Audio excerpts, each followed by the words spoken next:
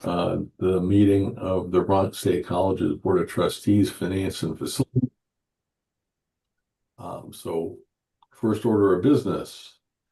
Do we have any public comments, either signed up or somebody that would like to make a statement this morning? Kayla, do we have any signups? No signups. Is there anyone on the call who would like to make a comment? I'm seeing none. Sounds great. We will continue on. The second order of business is to approve the minutes of our meeting from April 13th. I would entertain a motion if somebody would have one. Trustee Zeller, how about a second? Second. Thank you, Trustee Dickinson and Trustee Flint. So, is there any discussion over the minutes? Don't see any, so we'll call the question. All those in favor of the minutes of April 13th, signify by saying aye or raising your hand. Aye. Okay, terrific. The motion carries, and we will now move through to our third item of business, the review and recommendation of the Northern Lights Grant. The Northern Lights Grant is a request from the Community College of Vermont. This is a one-year renewable grant that supports the Northern Lights Hub for early childhood professional development across Vermont, providing training, career advising, and essential system infrastructure for the workforce. The anticipated award for FY27 is approximately $1.85 million, funded through state and federal resources, and with quarterly reimbursement and no required institutional match.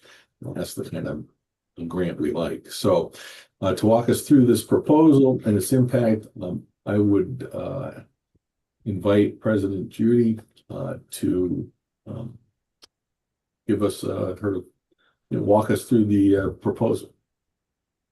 Thank you, Trustee Silverman. This is pretty straightforward. This is a grant that we've had for a number of years. And the reason last year it exceeded the trigger for, and that's why you've started to see it. It's over 1.5 million. It essentially is, it's a pass-through from the state. We perform what they require in terms of we provide professional development, we maintain a database. It's actually a wonderful partnership because as a result of this work, we also see a lot of students who then enroll in early childhood education programs. So it's been a long-standing partnership. It's evolved over time. The state has asked us to do more and more, and it's been great. So I'm happy to answer questions.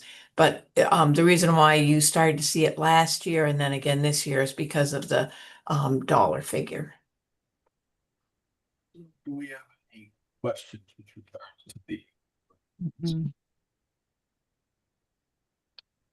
Seems pretty straightforward. So seeing no questions, I would entertain a motion to approve this and recommend it on to the full Board of Trustees for approval. So moved. Okay. Motion, do I see a second? Thank you, Trustee Flint. Question, discussion. No discussion. We'll call the question. All those in favor of recommending this for approval to the full board, signify by saying aye or raising your hand. Any opposed? Terrific. The motion carries. Thank you for that. The next item we have is to review 5 endowment actions before us for recommendation to the full board. Beginning with a quasi-endowment liquidation, followed by 3 new endowments, and concluding with an amendment to an existing fund. Taken together, these actions reflect both stewardship and alignment, responding to current program needs, while also strengthening support for students through new and updated philanthropic investments. And we'll take these one at a time. We'll begin with the request to liquidate the Linden Upward Bound quasi-endowment to support current needs. Once we walk through the new endowments, including the support for teacher education and student experimental learning, we'll conclude with a proposed amendment to the Helen R. Gould Scholarship to align the fund with current academic programs. So if I would invite President David Berg to provide a brief overview of all of these various either new or modifications of endowments. Thank you, Chair Silverman. And I will take them in order, and I'm glad to pause for questions as I go or take them at the end to the preference of the group. But starting with the upward bound liquidation request, this was a request from longtime director at the Linden Upward Bound program, Rick Williams. My understanding is when initially it was determined to invest a portion of the fundraising account at Upward Bound in the quasi endowment. It was with the understanding that the money could be moved when from that fund when needed, which has been done in the past. In this case, there's the request is to liquidate the entirety of that fund to support current use needs in the next couple cycles for student support. And these are funds that help upward bound students, who are preparing and are in college, some things such as buying books, taking exams such as the MCAT and the LSAT, that sort of thing. So for the last few years, the fundraising account has not brought in enough to support that annual level of support needed for that. So this request would supplement and make available the balance of this account for those use in upcoming cycles. So glad to pause there. I can keep rolling. Keep rolling. Let's Yeah. give folks an opportunity to ask questions, go through, then let's vote these all at once at the end. If that's okay. Any questions on this particular action? So what happens once this money is spent, Dave? Sorry, you were breaking up a little bit. I think the question is once this money is spent, these funds would be expended again to support the core scholarship uses. The anticipation would be that the fundraised account would need to be built back up to supplement ongoing needs after the next couple cycles. Thank you. Any other questions on this one? Good. Happy to move forward. Okay. So then there's three requests for the establishment of new scholarships, new endowments, which is always a great thing to be able to bring forward. The first two are in support of education and teaching preparation. So the Cheryl Marsden scholarship fund. Cheryl was a lifelong educator, spent time in Danville, Vermont. So this particular scholarship is really especially focused on support for teacher placements in rural Vermont schools and with a preference actually to support students from Caledonia County, although it's open to students throughout Vermont. Then the Lane Family Scholarship Fund, again, also education based, in this case, named for Elizabeth Lane, who was a lifelong educator and resident of Northfield, Vermont.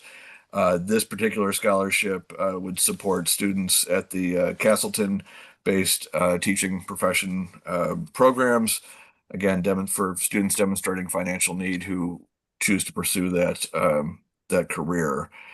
And then finally, in terms of new scholarships, the Ryan Delina Student Expedition Fund. This one's particularly interesting. It's a recent graduate and his family who want to support, who was really deeply influenced by having access and the opportunity for expedition-based learning experiences while at VTSU.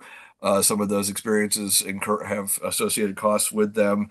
And so this scholarship is intended to support students who want to have expedition-based opportunities as part of their VTSU experience and curriculum. So those are the three new scholarships.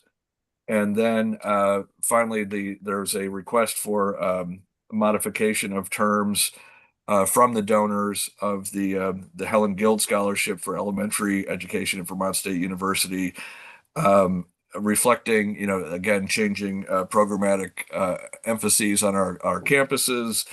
The donors have requested the change of a field of study that this scholarship would fund from elementary education to atmospheric sciences. Obviously, a high-profile program at the Linden campus. So they would like to make that modification and make those funds available to students in that program. Glad to take any questions. Thank you. Any questions? So I would make a motion to recommend the liquidation of the Linden Upward Bound quasi endowment, creation of the Cheryl Krull Marsden Scholarship Fund, Lane Family Scholarship Fund, and Delana Student Expedition Fund, and endowment modifications of the Helen Guild Fund to the full board at its next scheduled meeting in June. I would entertain a second.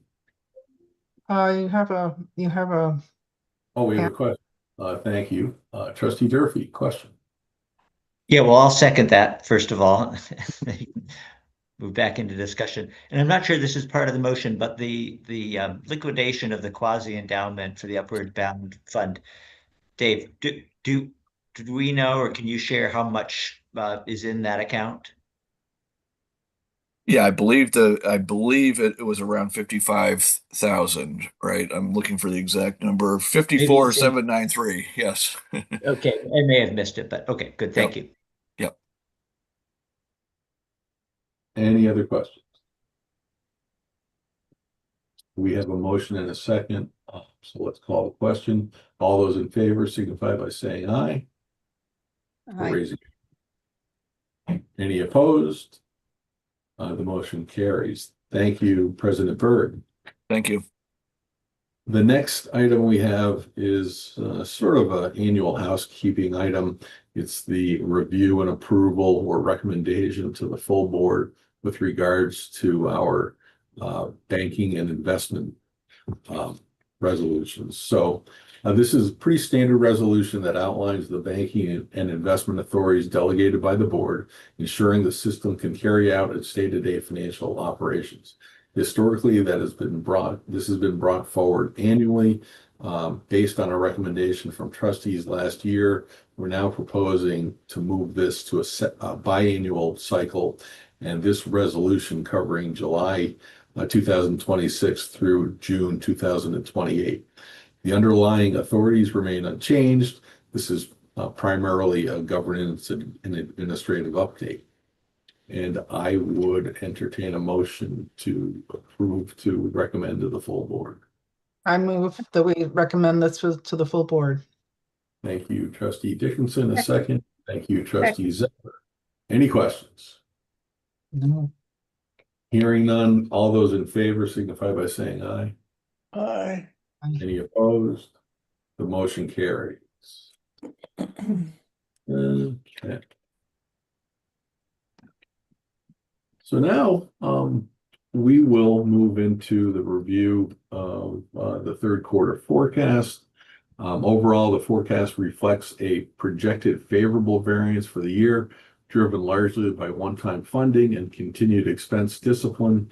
At the same time, it also reinforces the underlying challenge we've been tracking, the persistence of a structural deficit, which has grown since the last quarter, driven in part by softer enrollment than anticipated. As we review this, it's important to keep both of those dynamics in view, near-term stability alongside longer-term sustainability.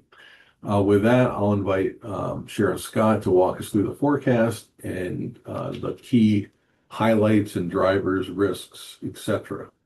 Sharon? Thank you so much. So I'm going to start out first with just the headline. As you note, the Q3 forecast does show a $3.2 million favorable variance to budget, but that result is driven by $7.8 million in one-time funding. And without those non-recurring supports, the underlying position would be a $4.6 million structural deficit.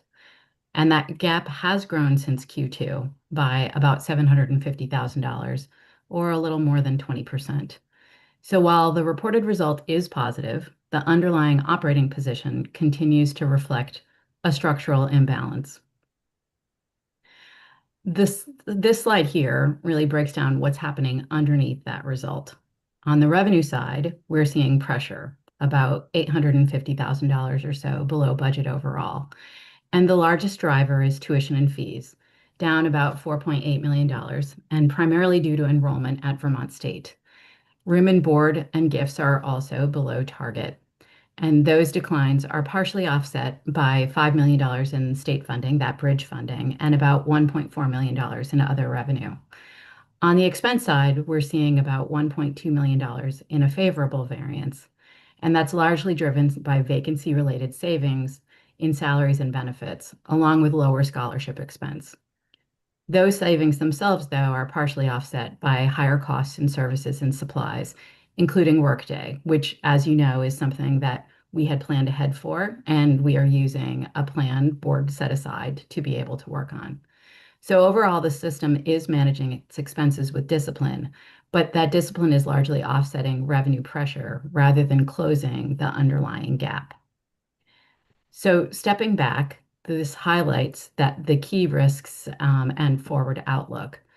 Enrollment trends, particularly at Vermont State, continue to be the primary driver of revenue pressure.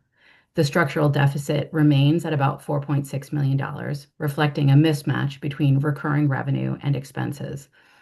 And importantly, the bridge funding that is supporting this year's result does not continue into FY27. So the system will lose that offset going forward. Looking ahead, sustainability depends on two things moving forward: continued revenue growth and diversification, and sustained cost discipline and structural alignment. So with that, I will answer any questions that you have. And I will also point out that Presidents Judy and Berg and their chief business officers are also here on the call and can answer questions about their current year forecast and where they anticipate ending the year. Trustee Mahali. Thanks for this report. Sharon or anybody, could you put the 4.8 million tuition fees decline kind of in context? What I mean is, you guys have been telling us that tuition enrollment and thus tuition and fees are down for quite, a number of meetings. Is this, I guess I'd like to know, is the 4.8 million kind of in line with what you expected? Is it a surprise, up, down? And does it in any way change your forward budgeting? So Trying from to my get a perspective, context. so I'm going to answer it from a system-wide perspective, but then I'd like to turn it over to Presidents Judy and Berg. So I am presenting to you from a system-wide perspective. That is the aggregate of both Vermont State and the community college.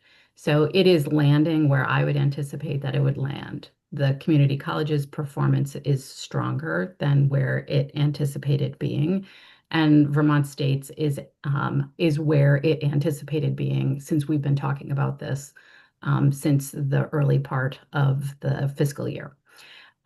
So from my perspective, this is landing where I would anticipate that it would land at this point in the year. Now, we do still have the remainder of this quarter. We're sitting here halfway through May. There's another 6 weeks left to the year. And there's a summer term, which is particularly a heavy term for the community college, that will come to pass over the next few weeks as they mount what that looks like.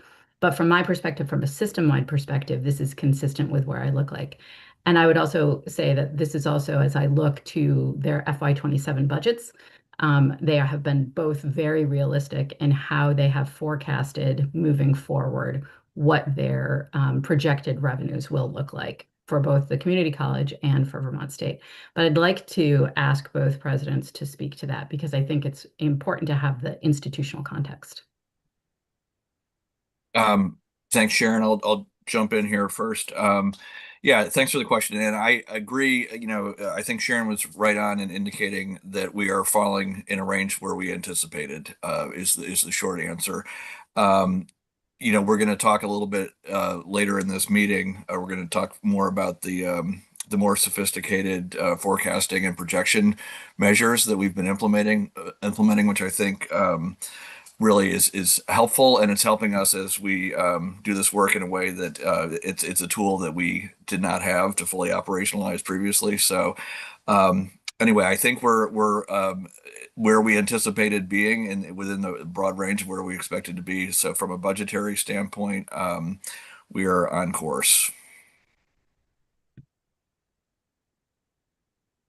I would just add, CCD has, we had a strong spring and we're looking at a strong summer. So we are up, right now, we have another week and, well, 2 weeks ago before we start our semester, we're up 5% over last summer and we had a strong summer. Our budget is, it's very fluid. We were level, in the fall, we were up in the spring, we were up in the summer. We're trying to hedge our bets in terms of what next fall will be, but our enrollments are our tuition fee revenue is above our projected for the year, and it will be that way.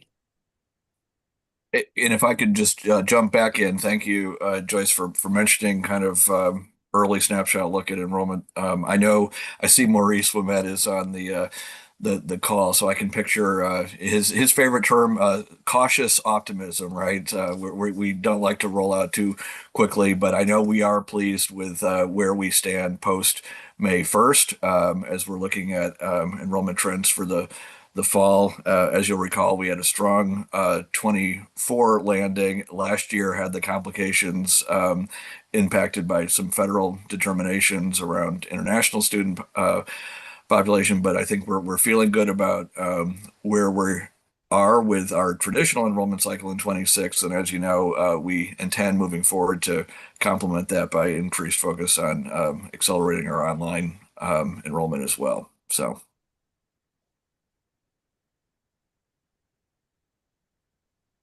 Thank you. With regards to the third quarter report.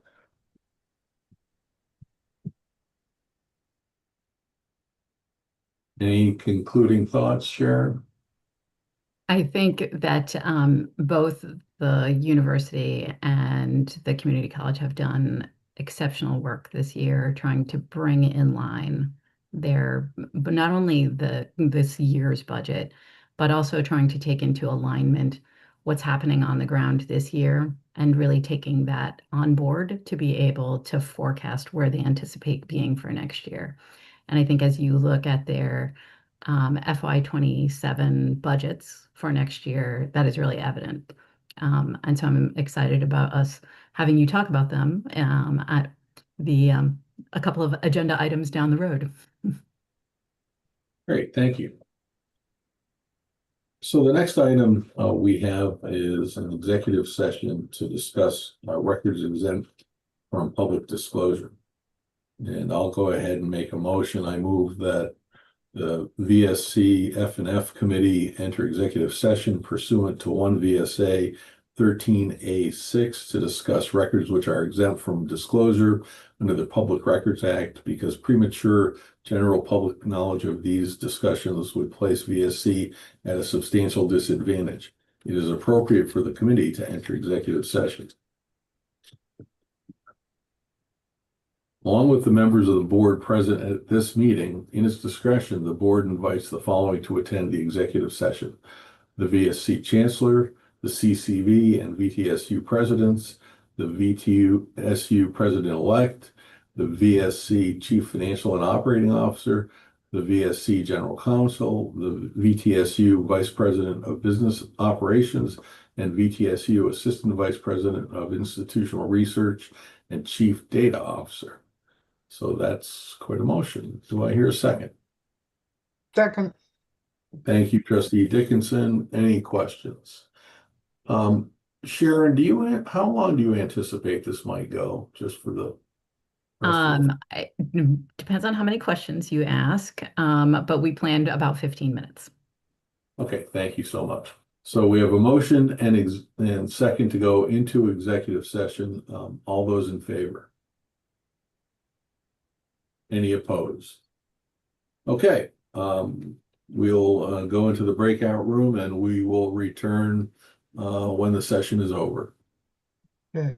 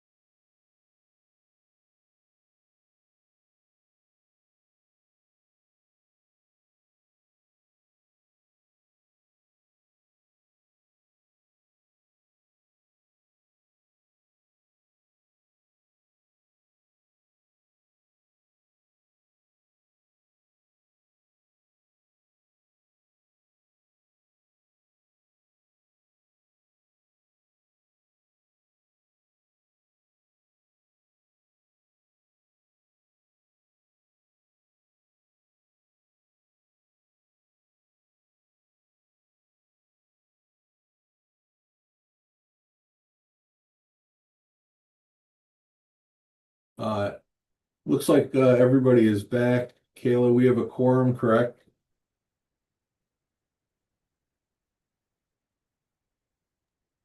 I am checking. Okay, thank you.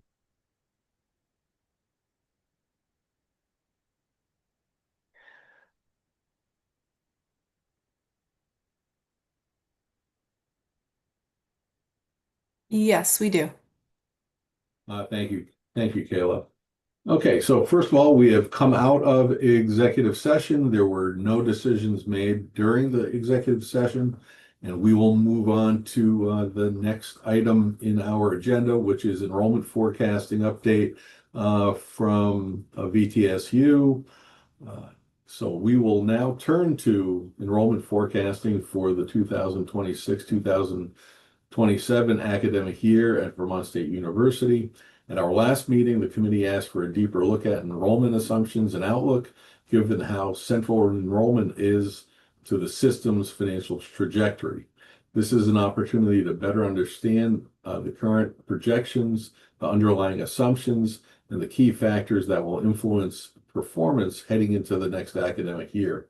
With that, I'll invite David Berg to introduce members of his team who will walk us through the forecast. President Berg.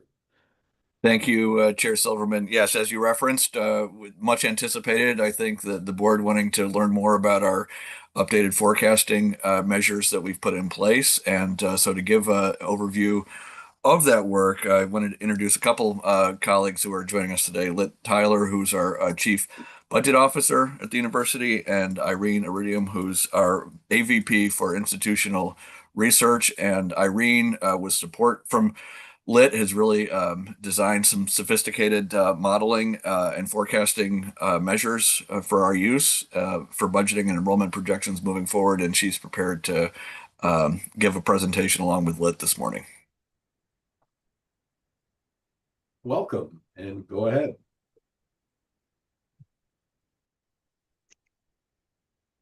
Thank you, Dave.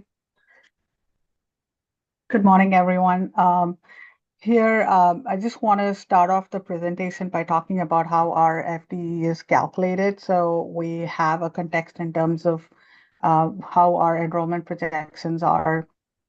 So when we talk about FTE at VTSU, we are looking at a full-time student for an undergraduate who's enrolled in 12 or more credits. And then for graduate students, it's 6 or more credits. And all the others that have enrolled less than that would be like the credits enrolled divide by 12 for an undergraduate and then divide by 6 for a graduate. Here, what you're seeing is an example of how those FTE converts. So if you're 12 plus credits, you're 1 FTE, 6 credits, 0.5, 3 credits, 0.25. We use the FTEs just to make sure that we align, as it aligns very well with our financial models. So that's why we use our FTEs and our projections here. Before we started off with our forecast modeling, we wanted to take a step back and look at who our students are to better understand, because our students enter at different points and they're also enrolled in multiple different programs. So we broke these students down into like 3 different groups. The first group are like the new students that started in fall 25 and are going to be coming back in fall 26. And the second group are the continuing students who are here before our fall 25 and who we anticipate would be coming back to the next fall term. And then the last group will be our new incoming students, where we looked at the funnel, but also the application trends to project this group. I want to talk more about the first group. The first group is really understanding who were our new students last year and how their patterns are in terms of their persistence to the next fall term. And so what we looked at historic retention rates, but we more specifically focused on fall 23 and fall 24. And we broke that down and we looked at further in terms of like each program and what their price points are, and also the student types that are coming in, beyond the traditional group, which is the first time or transfers. We looked at readmits, we looked at graduate students, and then we took those numbers and we applied it to the new students to project who will be coming back next year. And again, here, when I talk about retention, I'm not taking into consideration who would be completing the program. These are more students that are only going to be coming back and be enrolled for a credit in the next fall term. And all these retention rates that you're seeing here are like some key rates that we have used for students that are coming back, like our transfer retention for the for the in-state students is like about 74%, and our graduate retention is 70%. So these are just examples of how we used our retention rates. And group 2 is our continuing students. So these are students that are actually enrolled here before fall 25. They're already here. And what we're looking at is based on the credits that they have earned, what their class year is, and how are they progressing in terms of year by year. And if you look at the third to the fourth year, our retentions are the highest because these students are very close to their graduation and they're more prone to be completing their degree, staying with us. And here we also incorporated the fourth year retention as well, because a lot of our students go beyond the 4 years. And that's what we have captured here in terms of about typically 23% of our students go beyond the fourth year.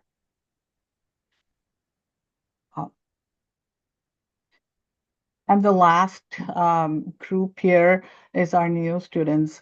And to predict our new students, what we did is we created a weighted model where we're looking at two signals. One is looking at how our funnel is trending compared to last year, but also like what are our application declines and taking the decline into consideration as well. And we've created a weight of giving the funnel a 30% and then the application declines as 70%. Again, this is very early in the cycle, and what we're doing is we're refining it as more data becomes available. Putting all of this into context, like you can see all the groups, how we brought it together. In terms of continuing students, Trustee Sala, do you have a question? No, I don't. Oh. Not yet. Okay. No, me, I do, Trustee No. Seller. So Yeah, sure. you mentioned students that don't finish in the 4 years. Is this because generally they just haven't taken enough credits, or is this they plan to take more than 4 years? I'm just interested as No, to. because this also takes into consideration part-time students, and then sometimes Okay. students take a break. They're not here for 1 or 2 terms, and then they would come back. So this takes into consideration all of those students. Okay, thank you very much. And here, the group 2 is our continuing students are the major for 39% of our total group, and our new students are about 34% of our total. And the ones that are coming back, new students coming back, would be like 21%. And that's how we brought all these three numbers together to project our fall 26 FTE. And in this slide, I'm just bringing in all the context together. Here you're looking at the actuals of what our FTE was in fall 23, 24, and 25, and what we're projecting for fall of 26. And here we're looking at a 1.4% decline. But on the bright side, our funnels are looking pretty strong. So I want to highlight some of the strengths that we're seeing within our funnel right now is that our nursing is still continuing to be strong. Our deposits are up by 45% for nursing, and our in-state deposits show an increase of 14%. Same, our out-of-state deposits are looking strong, and then our in-state standard graduate deposits are also looking strong at this moment. Again, I want to say this is very early in the cycle. We'll be updating our revenue model every month as we keep getting new data. So we're refining it each time. And also we are gathering more feedback like from our community as well, like from staff and faculty. And we're also trying to take some of those elements and trying to tighten our model so we can be more accurate moving forward. That was the end of my presentation. Thank you. Any questions? Stop sharing. Question.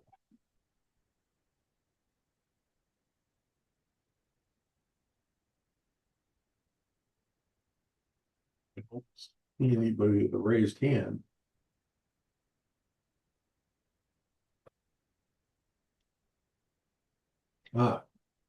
Trustee Dickinson. Yeah, thank you very much, Irene. I noticed when you showed the 23, 24, 25, and then projection for 26, that each year went down a little bit. The trend is obviously declining. Even though you had some bright spots, what does that mean? You be concentrating on certain spots more than others, or what? I think it was the last slide.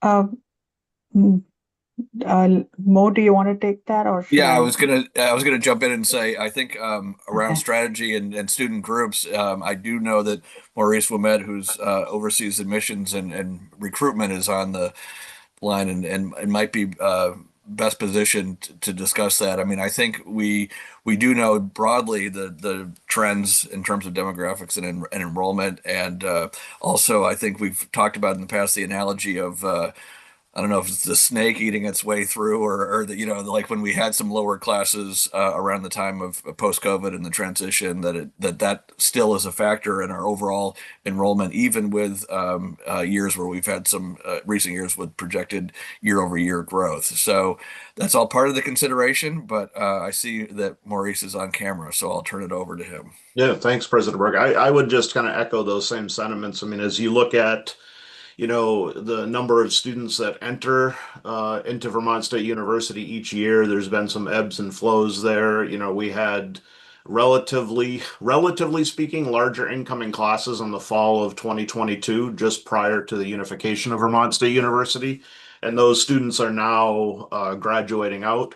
We're seeing the mix change, right? So if you look at what you're seeing there is an FTE number of students. So if you break it down and look at head count, we're seeing more heads in certain areas, especially in online and part-time and adult enrollment. So there's a lot of factors at play there, but certainly, from a strategic point of view, we're going to be continuing to invest in more online programs, more accessible programs, while at the same time preserving those important campus-based students that we have as well. So we're hoping with some of the changes that the board supported last fall with our scholarship strategy, you'll see some of those bright spots that Irene was mentioning have a lot to do with that. And we're hoping over time that's going to change the trend in our residential student enrollments.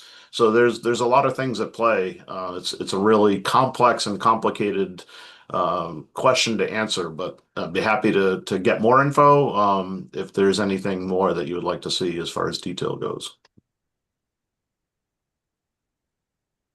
If I could just build on that last point, I think, we made a point of measuring by FTE for purposes of this document because this is for budget-based planning, right? So that's critical from that standpoint. But to Maurice's point, as we're seeing more folks that we're helping to meet needs for through online flexible pathways, otherwise, a course here, a course there, the actual head count, the heads, so to speak, we're serving more students as we go. So, and we're continuing to see growth in the number of folks taking advantage of VTSU offerings, which I think is essential to us meeting our mission. Again, the FTE piece is specifically to help us with budgeting considerations related to that. But I think in terms of the mission and the number of Vermonters and other individuals we're serving, I think we can feel really good about that. Other questions with regards to BTSU admissions at this point?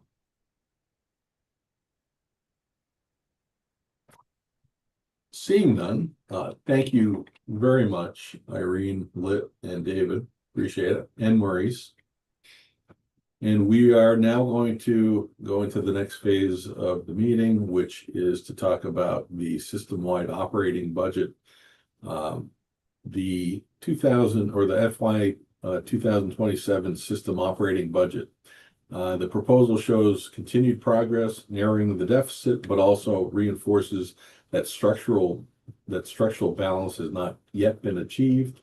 It also reflects a shift away from one-time supports, bringing the underlying financial picture under clearer view. Sharon? Well, thank you so much for letting me speak. This version of the budget reflects our most current assumptions and truly continued refinement, particularly at both Community College of Vermont and Vermont State University. The system-wide deficit improves modestly from our prior version to $5.7 million of deficit. That reflects about a $370,000 improvement. And the improvement itself is driven by modest revenue growth that is slightly outpacing expense growth, along with more refined assumptions across the system. So this is really progress. But importantly, this does not resolve the underlying issues. The remaining gap is structural. Just to ground that in the numbers, revenue is now projected at $171.5 million, up about 1.2%. And expenses are $177.2 million, up about 1%. So we are seeing growth on both sides, but revenue is slightly outpacing expenses. The shift is what drives the improvement we just discussed. The result is still a $5.7 million deficit, and that improvement reflects a more stable and informed baseline than earlier iterations. This slide breaks down what changed between the previous pass that we talked about a month ago and this version. On the revenue side, we see a net increase of about $2 million. That's largely driven by tuition and fee assumptions, partially offset by softer auxiliary revenue performance, and that's room and board. On the expense side, there's an increase of about $1.69 million. The largest driver here is increased investment in scholarships, intentional and aligned with our access goals. And that's partially offset by operating reductions across the system. Taken together, these changes result in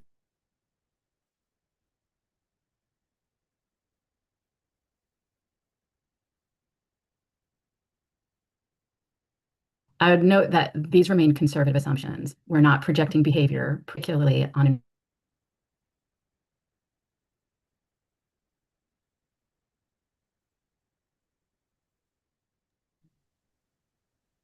Sharon, you keep freezing. Yep.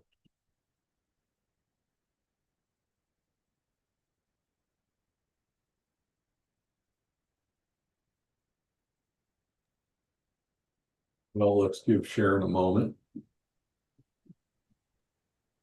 If she turns off her camera, does it help? I don't know if she can hear us. Hopefully she can.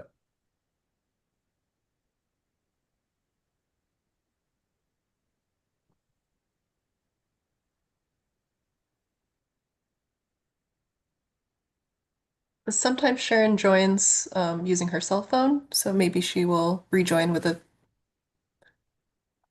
Oh, different signal. I'll text her to let her know she's frozen because she may not even know.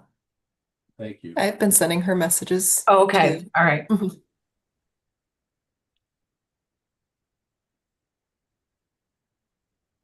Ah, technology.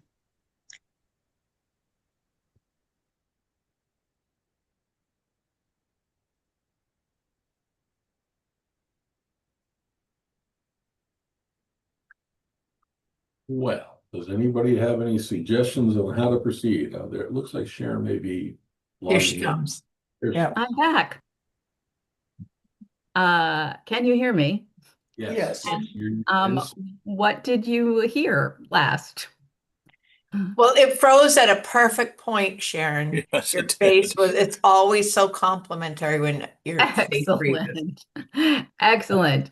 Excellent. You also froze perfectly at a moment where you had the buildup was, and so this brings us to a conclusion of, and then boom. So if Okay, so it okay, brings us to a conclusion. Excellent, excellent. Allow me to find where I was in my notes, and then I can see where, let's see.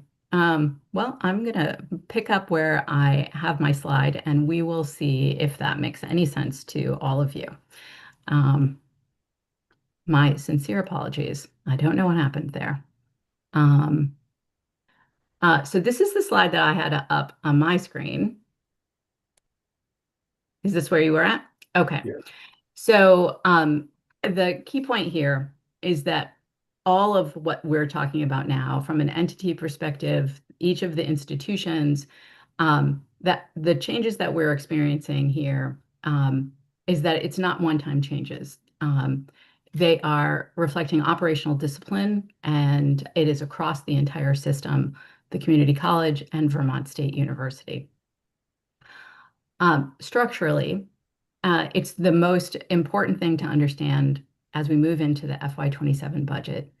In FY26, as we talked about in the Q3 forecast, we relied on a set of non-recurring supports, about $5 million in bridge funding, roughly $2.2 million in transfers to support Vermont State University based on the enrollment decline. And those supports are not available to us in FY27. So what you're seeing in this budget is the underlying structural position without the one-time support. To bridge the remaining gap, FY27 assumes planned use of system-wide reserves. And this is a deliberate choice, but it's not a long-term solution, but it's a choice that we as a system have been making and known we were going to need to make for several years. In terms of FY28 and beyond, I would frame it into two parts. The first, the progress is real. We have more clarity in our operating model, and we're seeing early signs of alignment between revenue and expenses. But second, the underlying pressure remains. Demographic trends, workforce alignment, and our commitment to access and affordability all continue to shape the system. So while FY27 narrows the gap, it does not eliminate it. Achieving structural balance will require sustained multi-year discipline, not one-time solutions. And before I close, I would just note, while you're seeing what you're seeing in this particular budget is a system that is more stable, more transparent, and more disciplined than it was several years ago. The structure is just now more visible. The question ahead for this board is sustaining the discipline to address it as you move forward.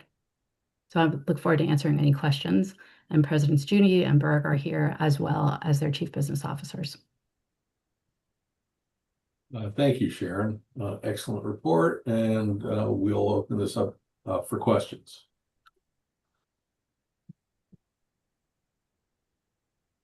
I have one just briefly. Do you have any anticipated or planned actions that might be implemented? And I guess I should ask this for the team that might be implemented if we aren't making budget.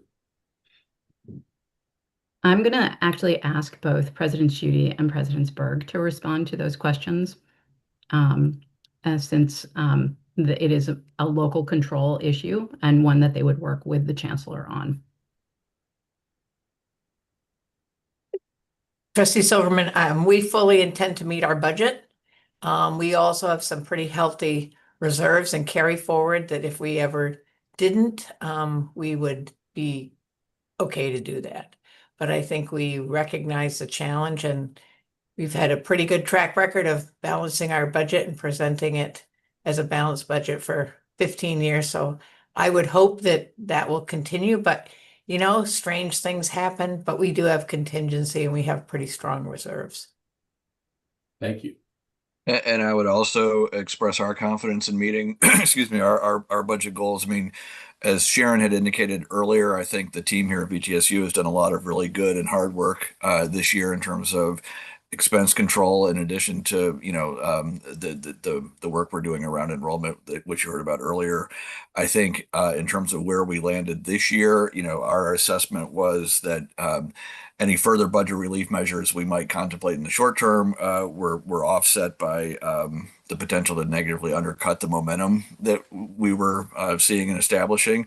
But as part of our ongoing work, we're regularly looking for and categorizing places where, if needed, we could pursue additional cost reductions, as well as look at which we would work with the chancellor's office on implementing. So, but the short answer is we're confident with the budget as projected and brought forward.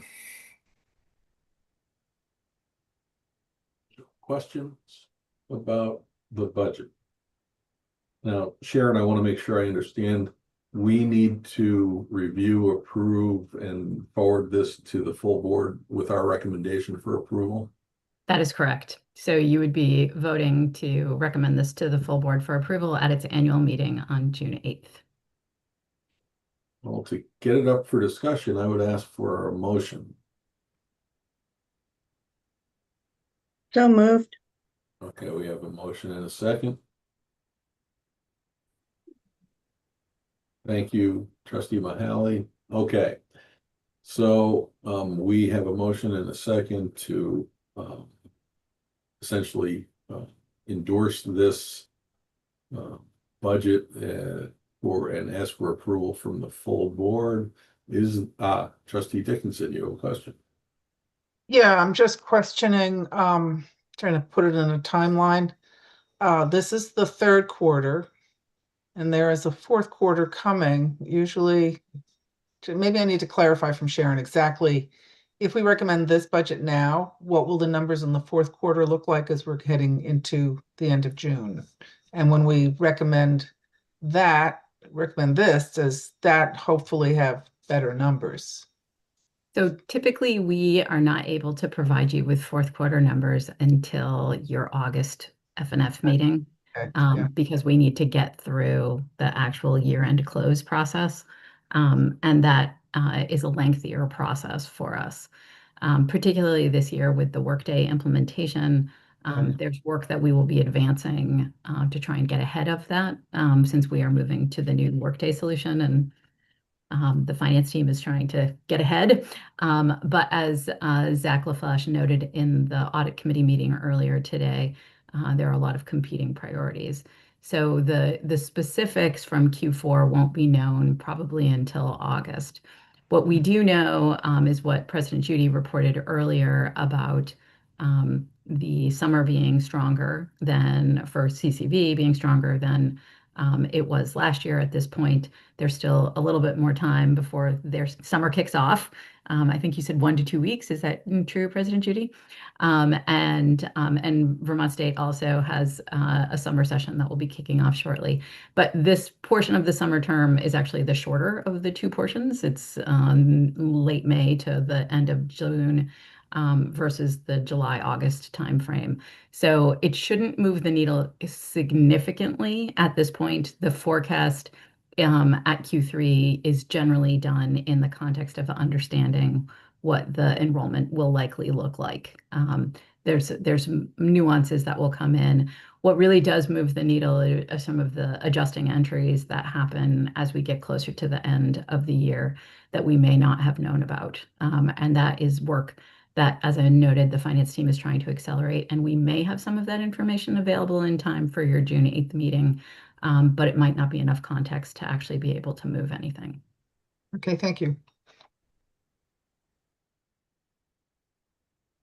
So this is the actual budget that we will be endorsing without change. That is correct. Yes, any other questions? Okay, then we do have a motion on the table. All those in favor signify by saying aye. Any opposed? Okay, we are going to recommend this budget to the full board at our meeting in June.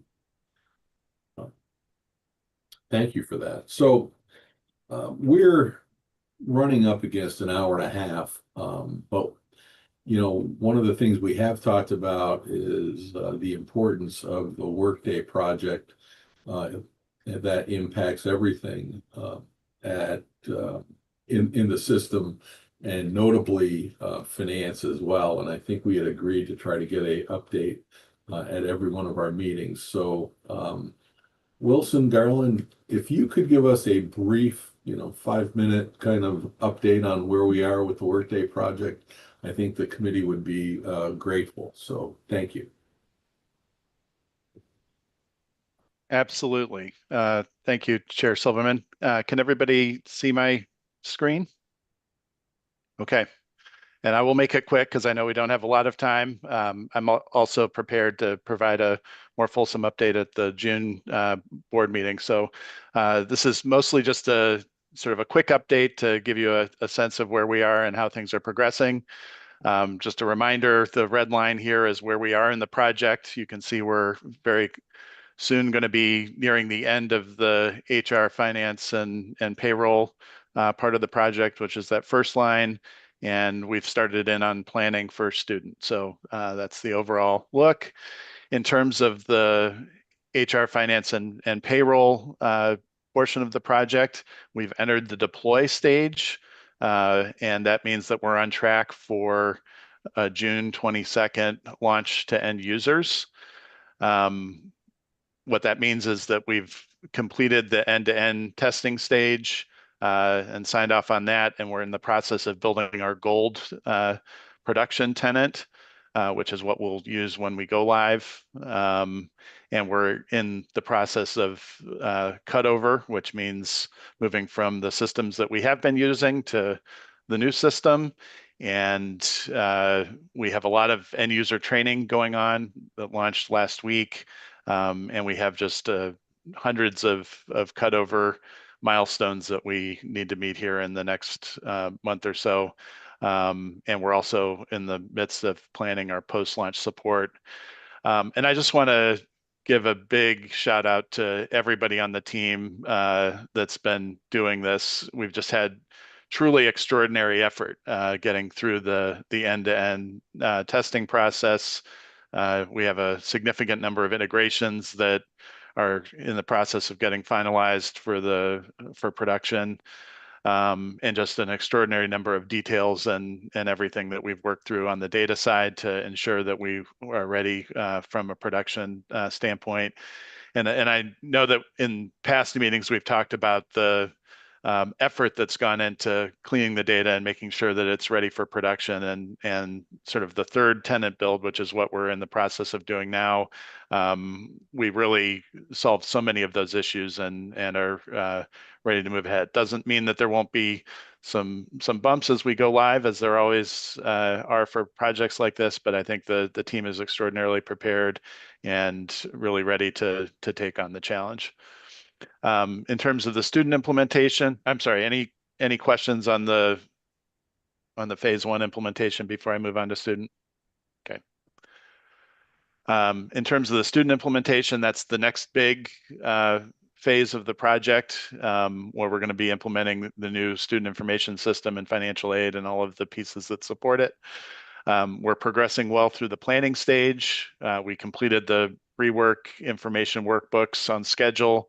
We're holding our planning workshop in early June, and we're beginning to schedule our architect and configure sessions, which will last a year for students. So a much longer project than what we did for HR and finance, but it's a more complex system. And then we're finalizing backfill plans for the functional areas that will be supporting the architect and configure stages and beyond. So that's where we are for student. All systems go, all green at this point. But obviously we're very focused on landing the first phase of the project, which is the HR, finance, and payroll. So any questions? Questions with regards to Workday? Well, I see none. So thank you, Wilson, very much for the update. That was You're welcome. very helpful. and look forward to the fuller update on June 6th. So Thank you. with that, we have completed our agenda. Any other business before us? I believe not. So I will declare this committee meeting adjourned. Excellent meeting. Thank you all. Thank you.